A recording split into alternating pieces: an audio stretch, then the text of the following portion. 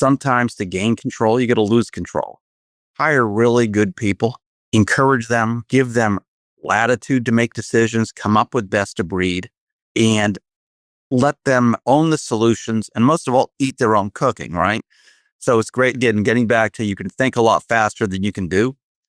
People have a lot of ideas. Okay, great, do it. Now, how did that work? You own it. But too many of the leaders today feel like, okay, well, we'll have a meeting. We'll make that decision. And that's okay. But at the same time, are you as a CEO or chief executive making that decision? Or are you distilling what your team is saying and getting essentially a war council to come up with, that is the best decision. Not only do we feel it's the best decision, we understand it. And most of all, we have a high confidence we can implement it with a degree of success and get the results we want. The choke points and indecision at the top or delay of decision making is a death knell for any company. PJ, welcome to Think Like an Owner. And this show is all about interviewing CEOs who are building ambitious companies. And you certainly spent a lot of time building ambitious companies, 40 years either being as an interim CEO or consultant, board member, advisor, investor across Fortune 500. You've had lots of experience in building products, construction, tech, defense, a whole bunch of different areas, especially in turnarounds, which I want to hear all about because I find them fascinating. So thank you for sharing a few minutes on the podcast and getting to talk about it. Well, thanks for having me. It's great to be here and look forward to our conversation. Absolutely. Can you kick us off with kind of where did this drive to lead come from? You mentioned starting at Georgia Pacific, and it seemed like there were just tons of opportunities after that experience that led to a lot of these different roles for you.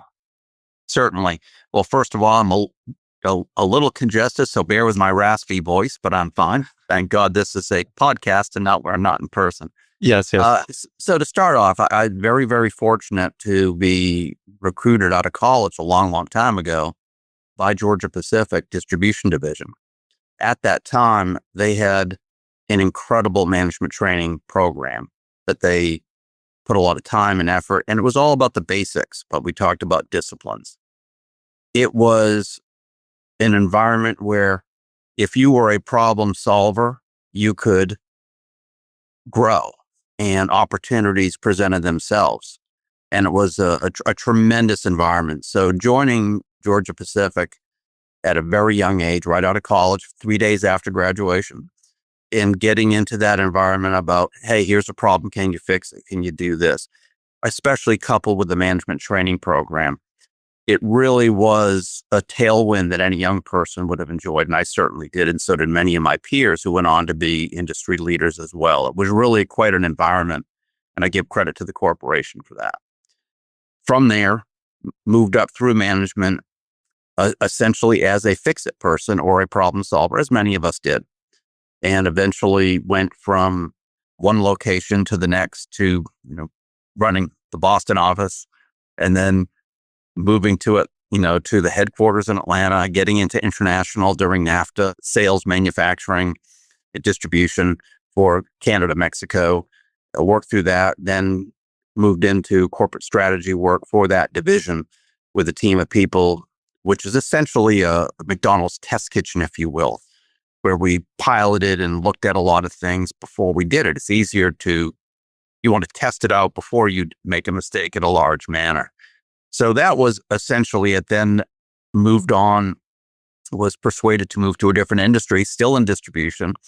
And that was a very similar challenge, but in a different industry, automotive battery. The base scale was the competitor to Interstate Champion Performance Series. And at the time, it was owned by a different corporation than it is today. But it was a great experience. And from there, with a good friend of mine at the time, we decided to go out and form an operating partner practice, that is, not a little different than consulting. We eat our own cooking, we stick around and do a lot of the work. And that was about 25 years ago, plus or minus. And that has been the lion's share of my career since that time, working with companies of all sizes, shapes, private equity, closely held, not too many big strategics, very few. but overall working in this environment, stepping in, running companies for a period of time, sitting on the boards, chairing boards, doing those things, and working with leadership teams during periods of transition so they can be successful. And then you move on. On the moving on piece, when did you know that your work was done? Was there usually a defined goal that anyone had and was bringing you in to help them with? Or were some of them more open-ended and it was kind of up to you when you wanted to depart? Very good question. And it was a cornerstone of the operating partner practice. We always define success as when we leave, not how long we stay. And I can take a ding at the consulting industry, if you will. But that is more about, hey, what's our next project? What is this? Working with the leadership team or CEO or a president, you want to make sure you're not there long term. You're there to give them the help they need because they may not have had that level of perspective or depth of bench during periods of transition. So we always like to put it into a defined period. And there may be some offshoots later on, a little bit of this, a little bit of that. But overall, you want to put a beginning, middle, and end because no leader of a company needs to be seen, whether it's real or perceived, that there is someone behind them really pulling the strings and doing things. And it's not the case when you do it correctly, but the longer you stay, you don't want to leave that perception. But more importantly, it doesn't add any value to the company. So get in, do what you have to do, build the organization, work with the team, and then exit and come back as needed. You can come back in a board capacity, annual review, advisory capacity, something like that. But on a day-to-day as an operating partner, you need to get in, get it done, and get out. That is the best path forward that I have seen in doing this for quite a long time. How would you evaluate who you wanted to work with? Every company has problems. Some are big, some are small, but everyone's got something going wrong that they could probably use your help solving. So I would have to imagine the demands in your time would be far greater than what you could actually do. So how do you pick and narrow down not just the things you're most excited about, but which management teams do you think are actually going to be receptive to your input and help? How do you evaluate those two dynamics? That is the first and the most substantial and significant hurdle, not just for an operating partner, whether it's myself or anyone else going in, but for the company themselves. The old expression, you can't pick up anything with a closed fist, applies to these situations. I haven't heard that before. I like that. You cannot. And you have a company that may be dealing with issues that they may not recognize and they don't want to recognize. There was a great adage in a business case, another one I'll send you, that not always, but overall, the people that get you into a situation very rarely get you out. And that's not to disparage that you're there. They own the strategy, the tactics, the plan, the implementation, the personal relationships with their team, everything about it. So their field of vision gets very narrow because they refuse or just don't want to or dismiss or don't feel that there is a need to assess and look at anything in a broader perspective. So a long answer to a very good and short question.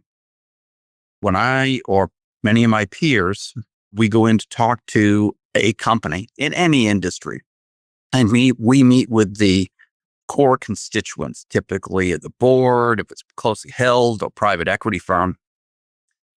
If they say, we know what our problem is right here, we just need you to address that. That's a difficult conversation. It may or may not work, but typically it doesn't. You need to go in with a broad perspective of at least a wide field of vision for an assessment because when you pick up an operating partner to work with, you're picking up scar tissue, experience, like to think a little bit of wisdom. But over the course of the years, we've seen so many of these situations, again, on an operating role. We stuck around to implement the ideas. And so if the purpose, if they called us in, any operating partner, they recognize they have some need. But defining what that need or how we identified that need, if there's a lot of resistance to it, it's probably not a good marriage.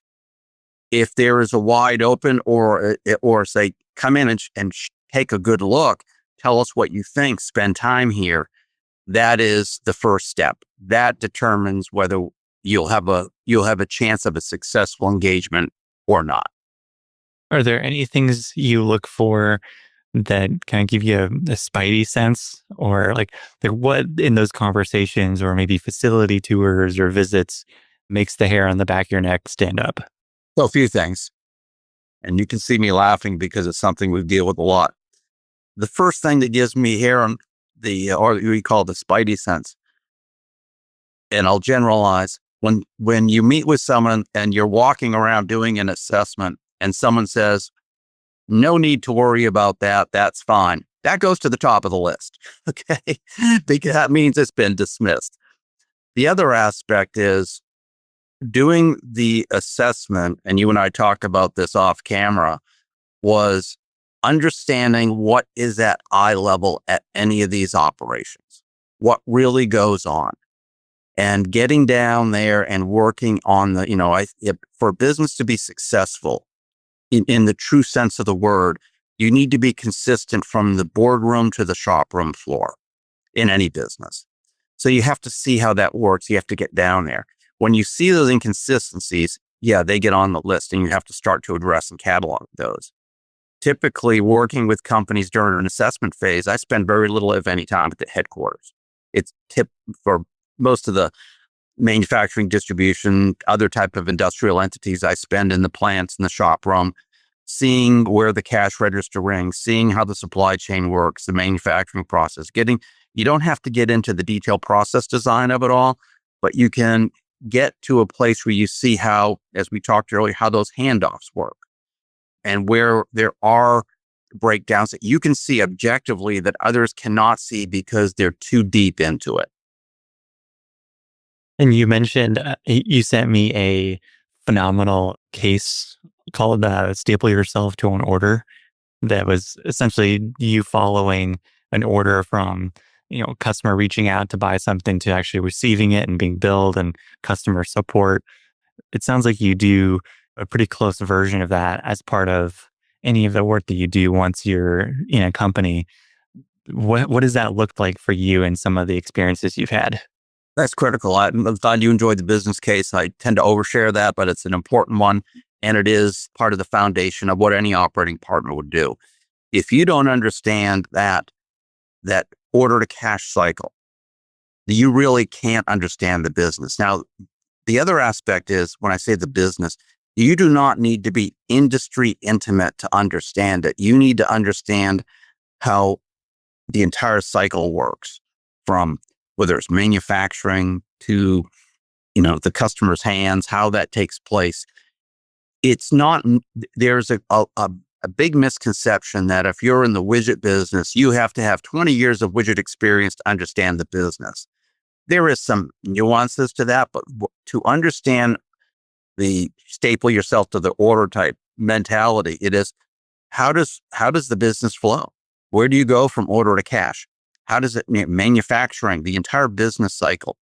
You have to understand that. So spending time in the field is critical, because you will see, you being an operating partner or an independent, you will see things that people that are really into the weeds and industry intimate, they've been doing the manufacturing and they're worried about the left-handed lathe that they need a new one. They're focused on that. They're not focused on the other issues in the handoff in every aspect. That business case and that mentality is critical, but you have to be comfortable going out there and doing it. Again, an operating partner is just that, operating. We're in the field, we're doing that. And consultants have their role, but we go in as someone who has sat in that chair, been there, done that, had empathy for the people doing that job today. That is first and foremost, I think, the most value add an operating partner can have. I think the other large part here is there is a tendency for people in business to spend too much time on financials and other type of financial reporting. And it is critical to understand, it's critical to look at that. But there's one predecessor before you filter that information. You're printing history. You're printing results people and activities have done, because activities drive outcome, activities drive cost. Getting back to the entire business cycle of the business, those activities drive what people are analyzing. The disconnect is you're looking at the result, but you're a lot looking out how did each piece work together to give you that. So you can look for different, and it's very important to understand that. And we all live and die in financials and look at them, but the answer is never in the spreadsheet. The answer is in the business, and you have to get in there. You have to get into the gearbox, and you have to get in with an understanding of the people that are doing it. Again, not to go in and just make broad platitudes of this or that. There's a lot of fine tuning that takes place. Are there any questions you really like asking folks on shop floors or who are interacting with customers every day, cash register? What do you like asking to start understanding the business more quickly? Honestly, the best answers come from the shop floor. It's amazing, particularly manufacturing, distribution. And there's a lot of wonderful programs out there. You've heard them all: Total Quality Management, Six Sigma, Lean Manufacturing. But they all come down to one thing, which is really a discipline and a highly iterative process with the people that are working in the business every day.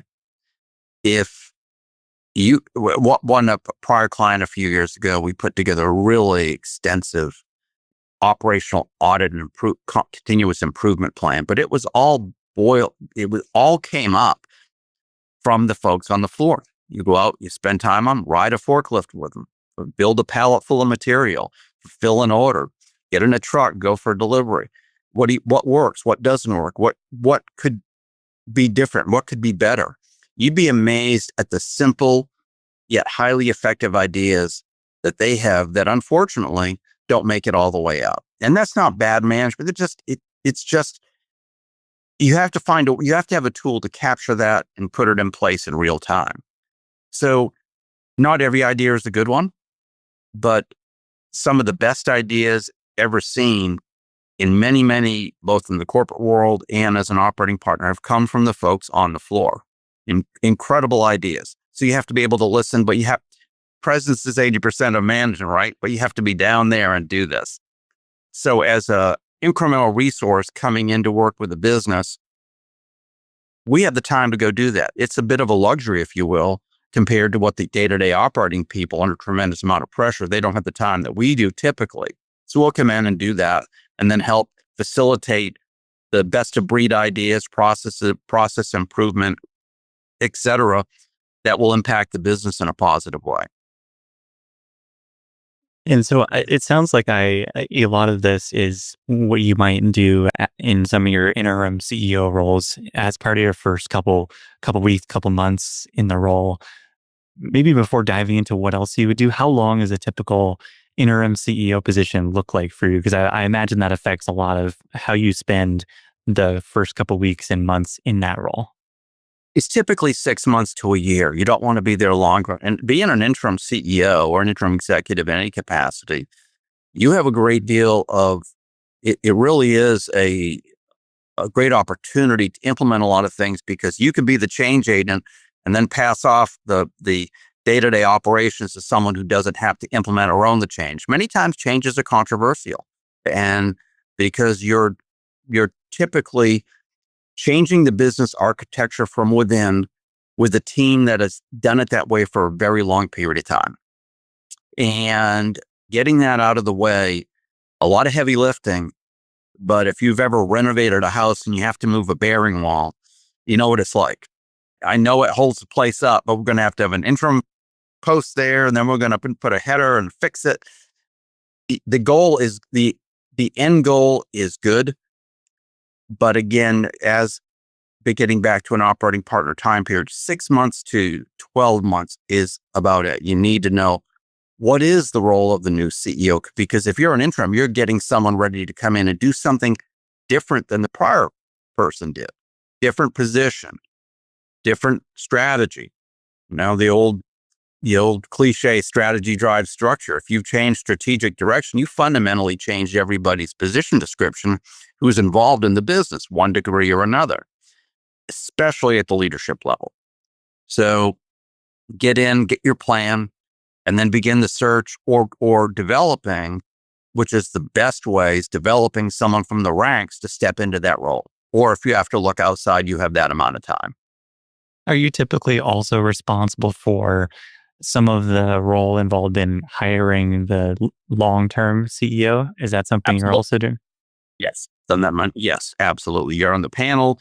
You're working with the search firms. You're working with the board or the private equity firm or the other the ownership structure, whatever that may be. But absolutely, and getting them on board. It as an interim, but also you're not looking for heir apparent. You're looking, as someone generationally would do, and you're looking the right person for the new type of structure for the company. So yes, absolutely, it's a key part of that role. Because the thinking or part of what I was thinking about was if as you learn more about the company, you're going to learn more about what is the right profile of person we need to run this business, not just for what the business has already done, but what you see are the challenges that need to be addressed and the long-term new structure for the business. So I imagine that your view of kind of what who the right CEO is long term, it's going to change and have its own iterations pretty quickly. That's a great point, and it's a very big part. Let's go back to the generational CEO who would come in and every day, and generally speaking, here would come in every day and do what they did every day, and basically be a maintenance manager running the business as they see on a day-to-day basis. And you get into a period of trouble or transition or a lack of alignment with whatever ownership structure it is. And what do they want? They want a plan to grow in many ways, grow margin, grow revenue, grow volume, grow geographically, whatever that may be. So that's going to demand some form of a strategy. That strategy is, okay, we're going to, instead of doing what we do every day and doing it well, we're going to do this, that, and the other in different product lines, geographies, etc. Well, that's getting back to what we talked about. That is a change in strategy. That's a change in skill set to try to make that happen. So to your point, absolutely, you need to find that ideal candidate who is curious, a good student, has a passion for the growth, wants to lead versus be an administrator. Broad generalities here, but I think most people in business have seen really, really great maintenance managers, and they've done a good job for what they were supposed to do. But making the leap to be a growth manager is a different thing. So that individual is someone who can really drive and build a company, and more importantly, build the team below them so that you have the organization that can put it on their shoulders and carry it forward. That's a different skill set than just running something every day. A lot of your interim experience has been in turnarounds, which I would love to talk about. And it sounds like it's going to have its own dynamic in here too. Can you talk about some of those experiences and how you approach them and what are priority number 1, 2, 3 within starting one of those experiences? So similar to the core operating partner engagements on the turnaround piece, it really starts with an assessment. There is a problem. The problem is typically the symptom. What is the real problem? We have to get to that. So if people say our sales are off, well, that's not the problem. That's a symptom. Why are your sales off? Is your product not good? Is your distribution network not servicing? Are your sales team, out of step? On and on and on. That's a symptom. So you have to get down to what the problem is. And typically it's multifaceted in a turnaround. It's no different than any type of sports team that's been around too long and they get comfortable and right. You have to get up and challenge yourself every day. And it just happens. There's a life cycle to these businesses. So if you're in a turnaround situation, number one is getting in and doing the assessment, similar to what we talked about before. And that has to be unimpeded. There can be no sacred cows in that process. You have to be able to take a look and spend time and really come back to the ownership structure, whoever that may be, and say, here's what we see. And at that point, that is, if you can't agree upon the problem, then you'll never agree upon the solution. So that is the first hurdle right there. Assessment. Okay, let's say, yes, we agree with that. Now, what do we need to do? Now you need to come up with, how do we turn this around? How do we trim our sails, or do we need a wholesale refit in port? It's a wide range, and doing turnarounds for all this time, I've seen virtually everything on the spectrum. Okay, we got to go into dry dock. Pardon the naval analogies, but we go into the dry dock, or hey, just wait a second, we can fix this while we continue to move. You have to come up with that plan. That plan also has to be agreed upon by the ownership structure. And then from there, getting back to the skill sets required, how does the current team, how capable are they of performing to the new standard, the new direction? How capable are they, and how willing they are? A lot of time it's the willingness and ability vector, right? They may be willing, but they may not have the ability. They may have the ability, but they just don't want to. So you really have to go through this process and take the business out again for sea trials, give it a good shakedown. We're going to try this and see how the organization stands up to the new path forward or not. And that is really that's the third big hurdle. We get the problem. We talked about a solution. Now we field tested the team. And then how do we need to move resources around, augment resources, make changes as necessary? How do we build capabilities, whether it's internal training or whatever? It's easy to come up with ideas. People can think far, leaders especially, can think far, far, far faster than anyone can implement. So coming up with a few basic, good, really solid first step, foundational things, and putting them in place. Implementation is 90% of the success early on. It's also infectious. When you start seeing that you come into an organization that needs some form of quote unquote a turnaround, people may be tired, may be skeptical. You're new. They've tried, you've heard all the excuses that I've tried it before, et cetera, et cetera. You have to come in and get a few basic singles on the board. And it's not performative. It's very important. Success, especially in change and turnaround, is very, very infectious. Once people start seeing this works, right?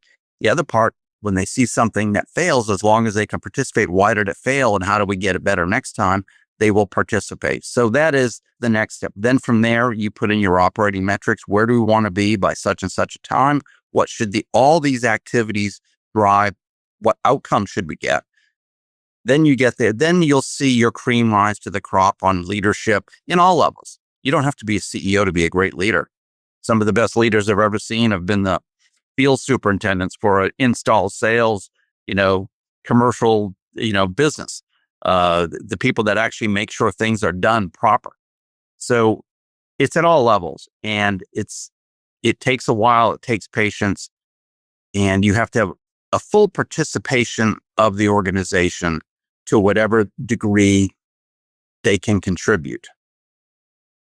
One other element here is in turnarounds, there's often a need for urgency and speed that might be different from a company that's profitable but needs general improvement. How do you ensure that you're moving quickly and able to make assessments quickly and these important, like narrowing down to the key changes and then moving on them with some sense of speed and urgency? How do you make sure you do that? Because that seems like an added level of difficulty in any of these situations. A great level of difficulty, and there's different aspects to it. Everyone wants speed. Everyone wants things to be done quickly. Counterintuitively, sometimes you have to slow down to go fast.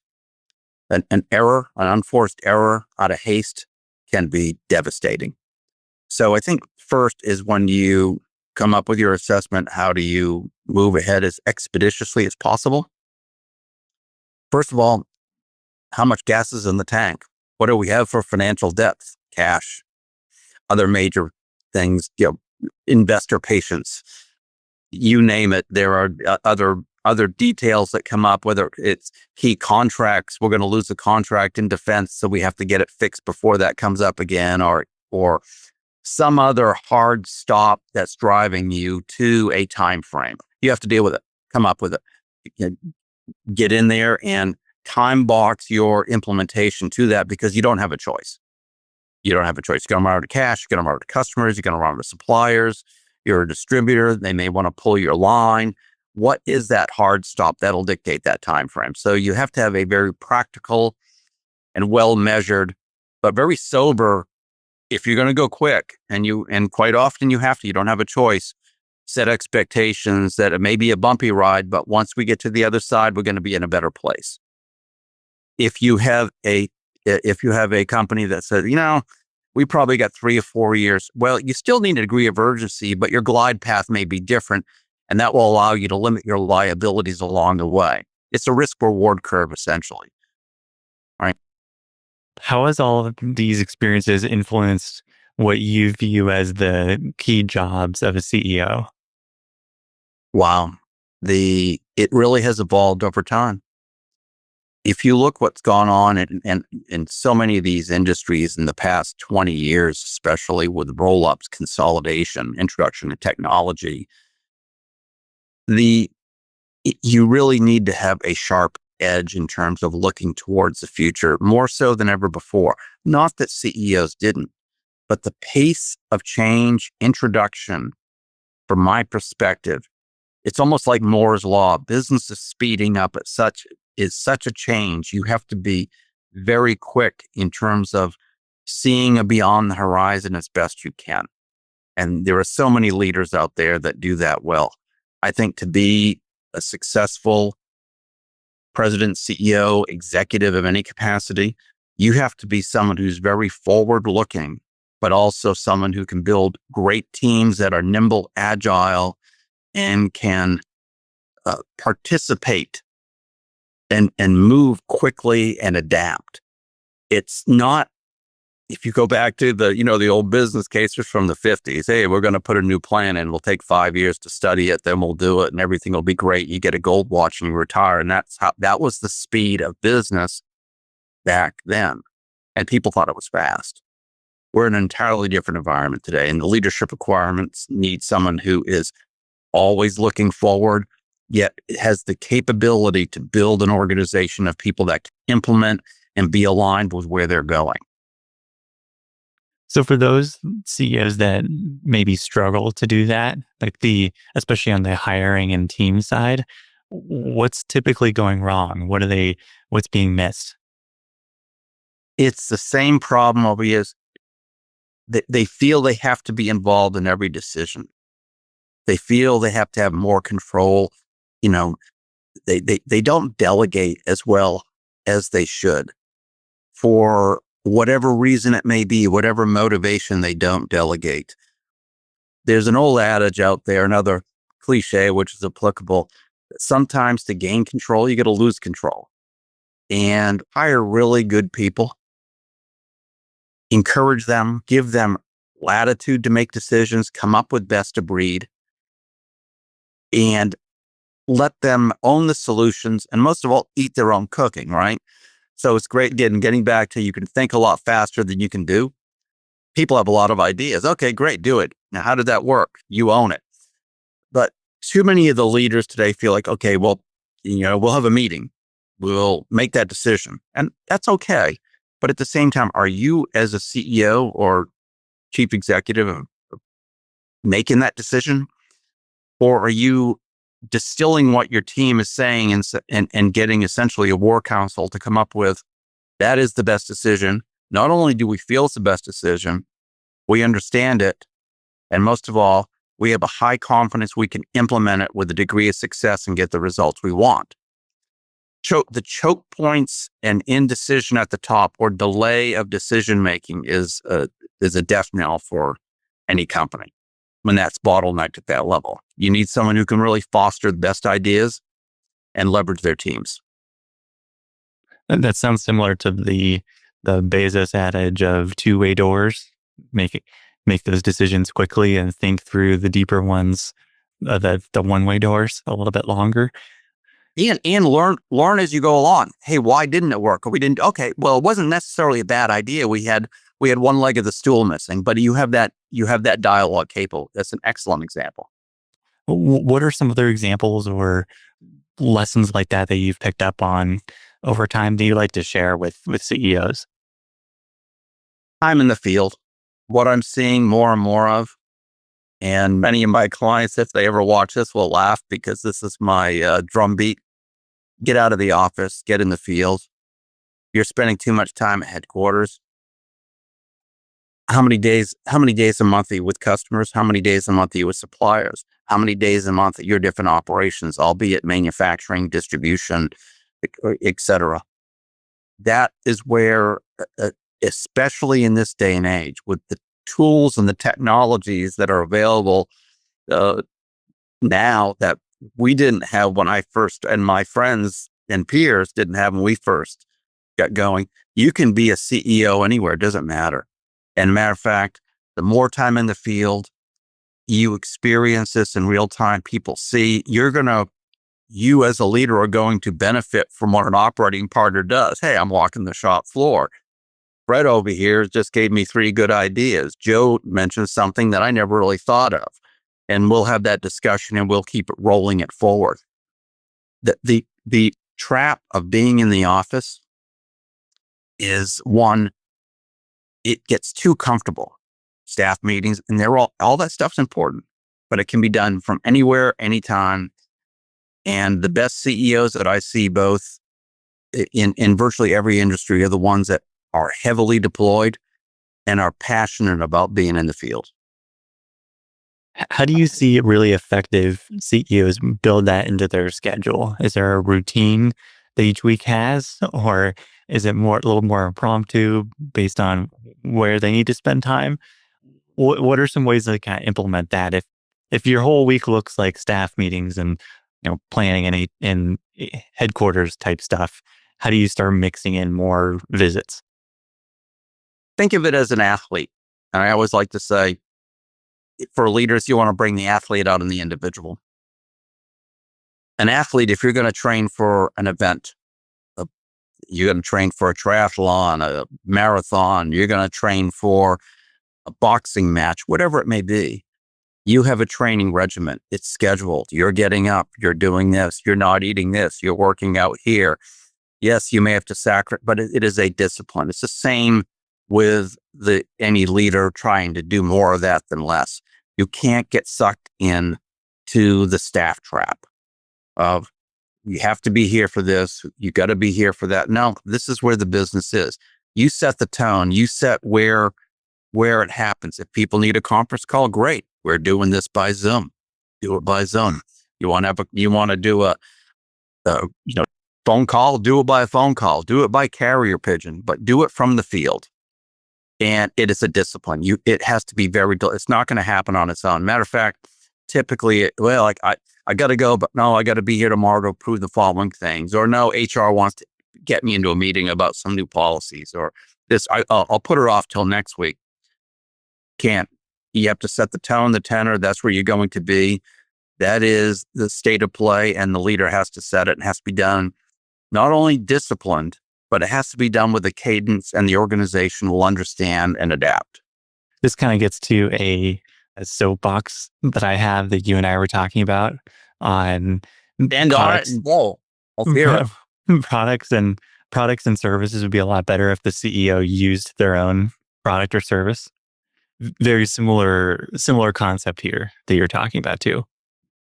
Have I think we talked offline about this, but years ago in a call center environment, they didn't think they had a problem. So I had the leadership team all call in and try to use their own call center thing.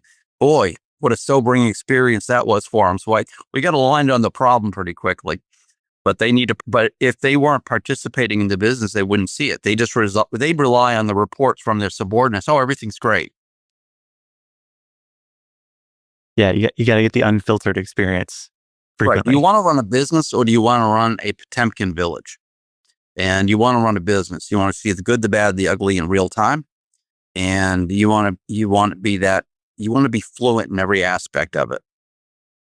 You're also going to become much more effective because over time, you will be a respected leader because you are there. You're not sitting in an armchair in the head office issuing edicts. You get on the floor, get your fingernails dirty once in a while. It's good for you. It's probably also a good example for the rest of your team that if you're willing to see exactly what the customer experience is and see every part of the business, then they know that any report they give to you is going to be fact checked by your own experience looking at those Yeah. facts. Hey, I got this report from a customer. They said this, or a vendor. We have distribution rights for their product. They said, "Hey, this isn't working." Instead of just saying, "I talked to so and so," I actually went down. I met with so and so, walked the floor, looked what was going on, explored every action, and there was some validity to it, and we've taken corrective action. That you're exactly right. Lead by example, and these the leadership team is the best farm team for future executive leadership. If they're raised and trained and participate in this mode, culturally, it's going to be a lot of continuity when this CEO goes off to the happy golfing ground somewhere. And so, yeah, you're right. You need to have that consistency, and that's part of the culture. And culture is an overused term. I mean it. It's overused because I think it's been devalued.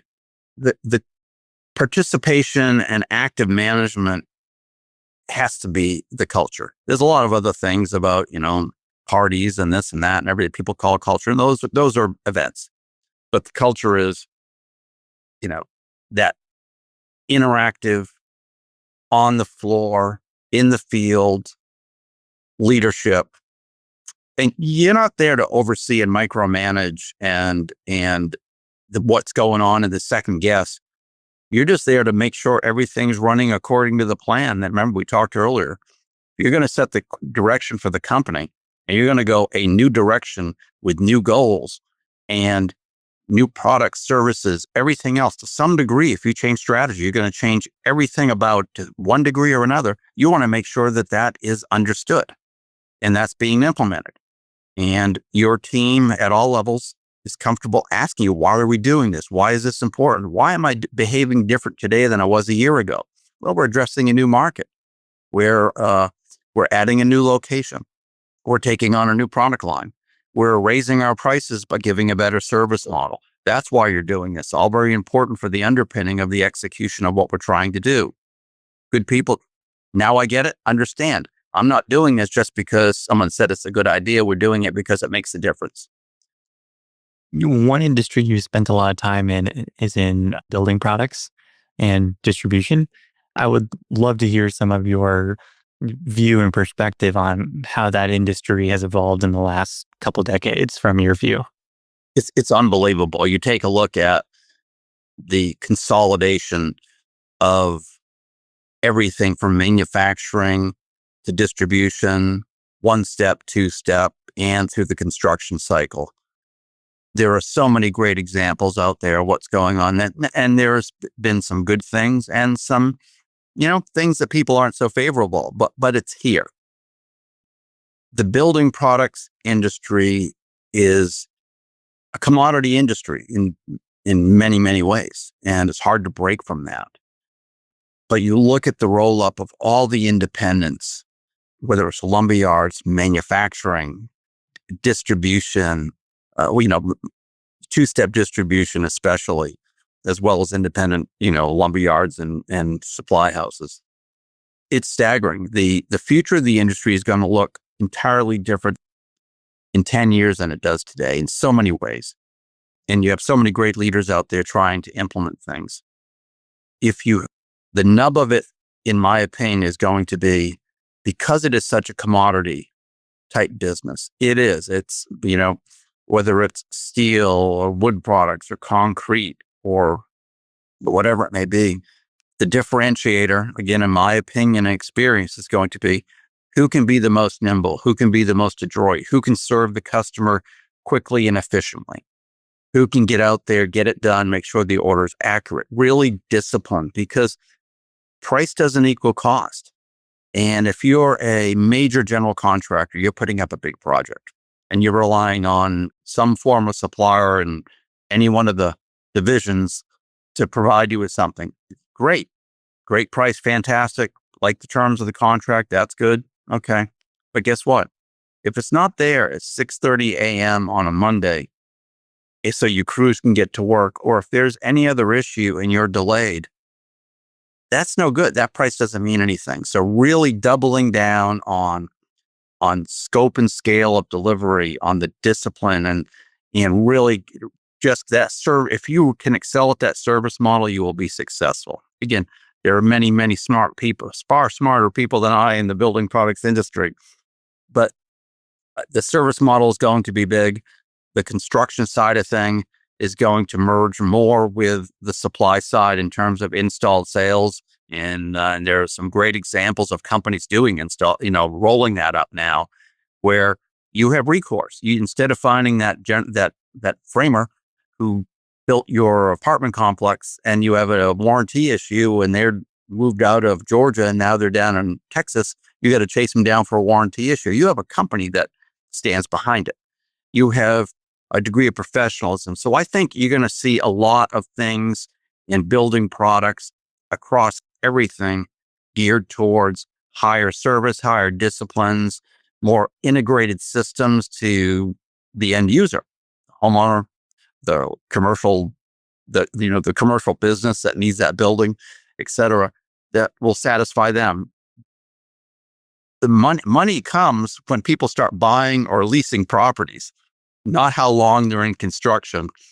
So expediting that in a very efficient and effective manner is where I think this measure of success is going to be. There's not a lot of room left for more consolidation. There will be some, but there's not a lot left out there compared to there was. If you go back 40 years, it was completely the inverse of where it is today. The install sales piece is really interesting because they installing and distributing are completely different business models. So how do the two interact? And it seems like there's just a lot of ways for that to be a very challenging combination for one company to manage. Oh, you hit on the main point. So I spent a lot of time in the component industry, trusses, wall panel, things of that nature over the years. And people associate it with a lumber yard. And for good reason. It's lumber. It's in a yard. But they're two different businesses. Lumberyard is a distribution model. Components is a manufacturing model. And failure to recognize that is responsible for so much of the failure of componentry. I got a great guy. He's been running this lumberyard for 5 years. I'm going to put him in charge of the truss plant. Now you're manufacturing something. You're not picking up something on a pallet and putting on a truck and delivering it. You're manufacturing. You're responsible for design. You're quality control. It's manufacturing. If you recognize that, you can be successful. And on the installed sales, then you take it to the next level. Okay, we're going to, whether it's whatever product line, we'll stick with framing as a good example. Okay, does the truss plant manager make a good install sales guy? No, because now you're talking about construction. What are the expertise on the job site? How do you get there? How do you look at quality control? As long as you identify there's different skill sets for each, whether it's the lumberyard, componentry, or the fulfillment end, if you recognize that and stick to that discipline, you will be successful. But if you think it's one entity, it's not. Like we talked earlier about the proverbial relay race when you were running track in high school. You got to practice the handoffs. And that's where success is defined. The other aspect is install sales is going to become more and more important as labor becomes more and more of an issue. How many kids today are getting into the construction trades? How many high schools have shop programs anymore? How many kids do you see working on construction sites? My generation, that was very common. Today, it's not.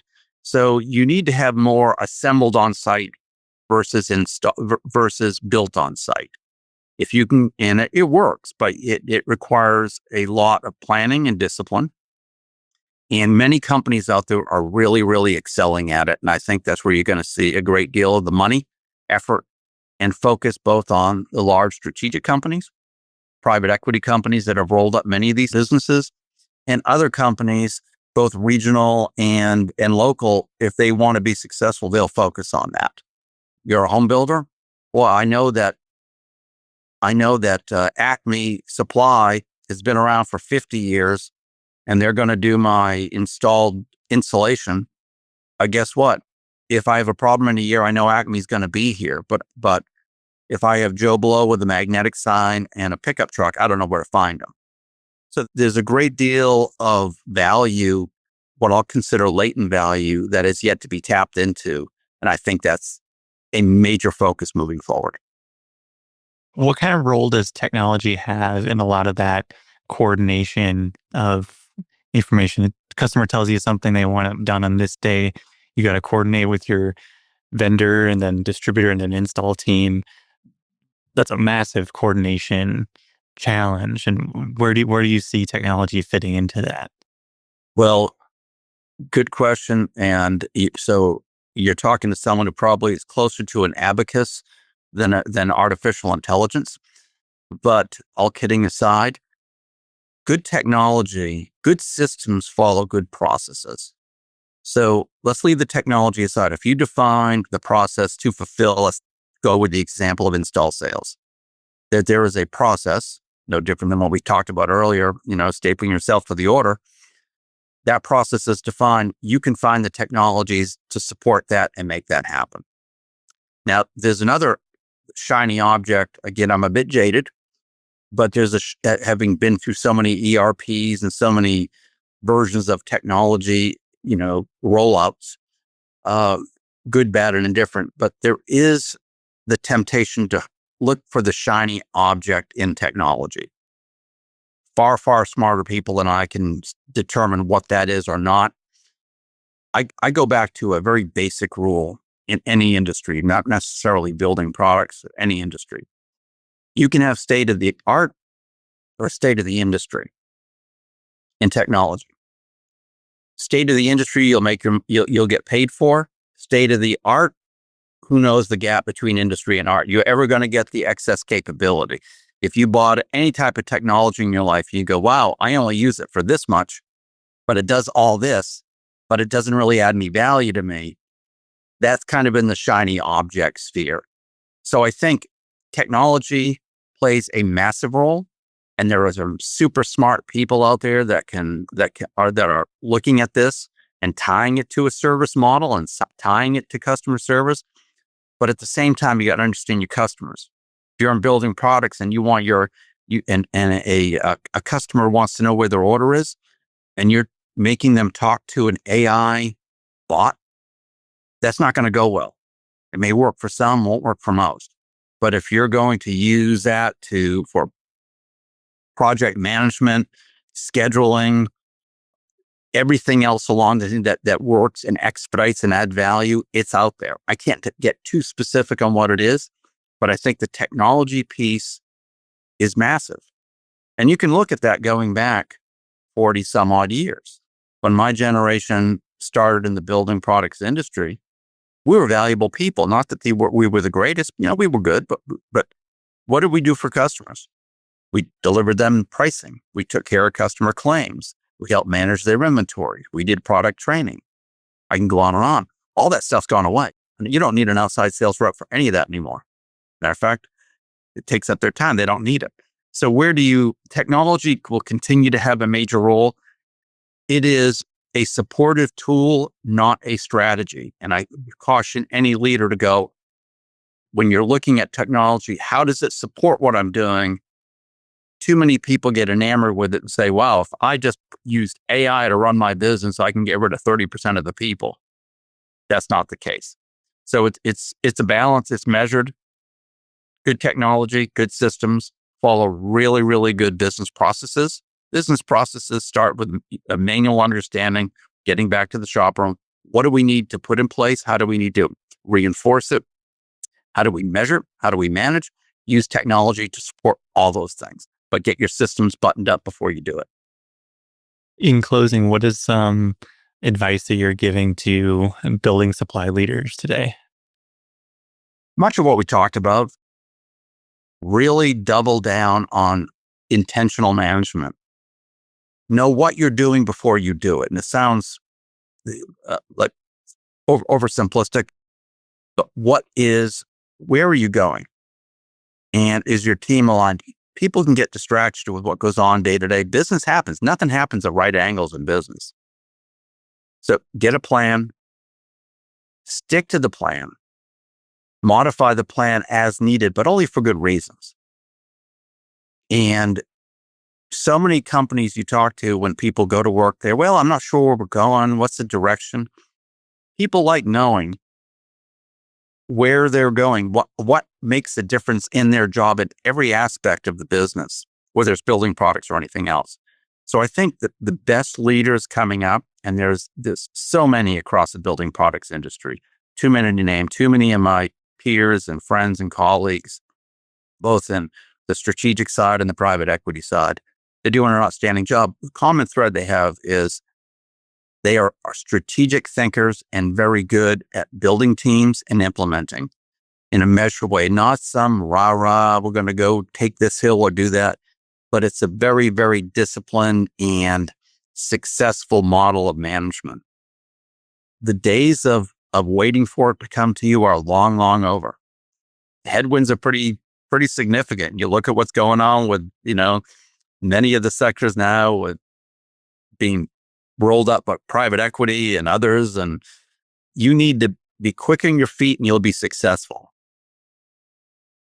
I love it. Well, TJ, thank you for sharing your time on the podcast. This has been a ton of fun, and I'm excited to continue chatting about building supply offline too. But thank you in the meantime for sharing your time on the podcast. I appreciate it. Happy to be here. Thanks for having me, and we'll talk soon. Thank you for listening. I hope you enjoyed today's episode of Think Like an Owner. If you enjoyed the show, please consider leaving us a review and telling a friend to help more folks find Think Like an Owner. For full episode transcripts and our weekly newsletter, please visit our website at dlaopodcast.com.